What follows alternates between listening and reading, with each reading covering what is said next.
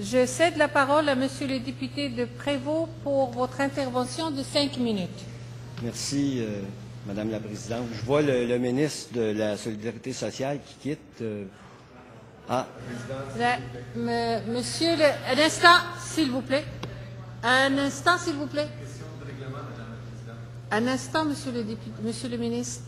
Monsieur le député, je vous rappelle que vous ne pouvez pas indiquer l'absence d'un député dans cette Chambre. Alors, si vous voulez bien commencer votre intervention pour 5 minutes, oui. Asseyez-vous, Monsieur le député de Prévost. Oui.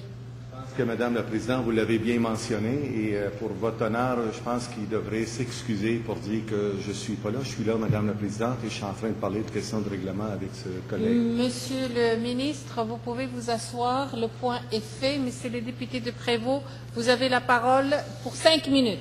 Pas mon intention, Madame la Présidente. Je voulais simplement signifier au ministre qu'il ne s'inquiète pas, parce qu'effectivement, on se parle de ce côté-ci de la Chambre. On va continuer beaucoup à se parler dans ce dossier-là, parce que c'est un dossier qui est important. Alors, Madame la Présidente, le 6 octobre dernier, j'ai questionné la ministre des Ressources naturelles au sujet de l'avenir inquiétant de l'usine de fabrication de câbles électriques General Cable située à Saint-Jérôme. Bien implantée dans la région de Saint-Jérôme, depuis plusieurs dizaines d'années, cette entreprise mise sur plus de 150 travailleurs qui possèdent une excellente expertise dans la fabrication de câbles électriques. Cette usine possédait un excellent carnet de commandes. Elle ne manquait pas de contrats et voilà que les dirigeants du siège social de General Cable, situé aux États-Unis, ont annoncé une fermeture temporaire de l'usine jéromienne à compter du 11 décembre prochain.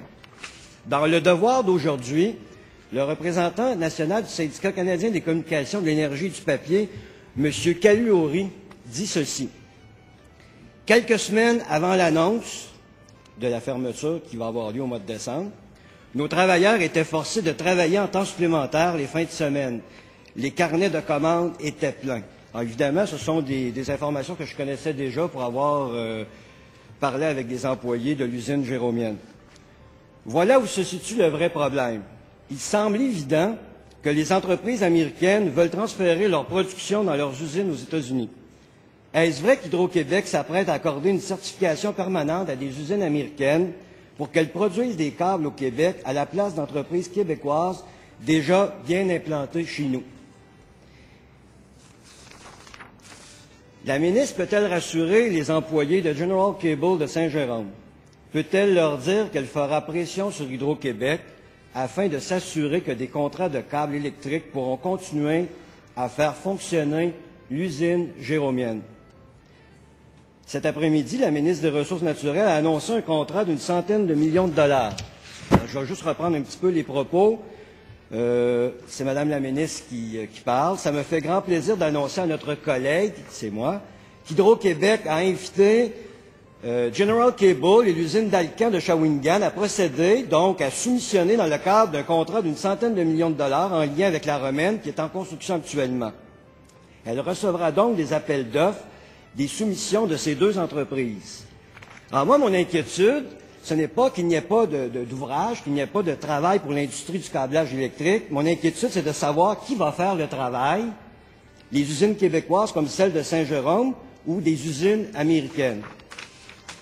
Il y en avait du travail à Saint-Jérôme et l'usine va pourtant fermer ses portes temporairement en décembre. Que veut dire le mot temporaire? C'est inquiétant lorsqu'on voit ce qui se passe avec l'usine Prysmian à Saint-Jean-sur-le-Richelieu. C'est inquiétant aussi lorsqu'on voit la situation à l'usine de la Malbaie qui produit aussi du câble électrique.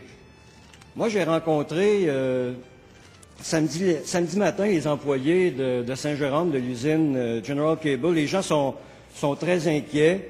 Je leur ai dit qu'on était pour poser des questions, qu'on était pour travailler, pour faire avancer le dossier. Et je pense pas que la ministre des Ressources naturelles, c'est dans son objectif que des emplois soient perdus. Mais je pense qu'elle a un rôle à jouer de par sa fonction pour veiller, s'assurer qu'Hydro-Québec va continuer à donner des contrats à des entreprises comme l'entreprise jéromienne de General Cable.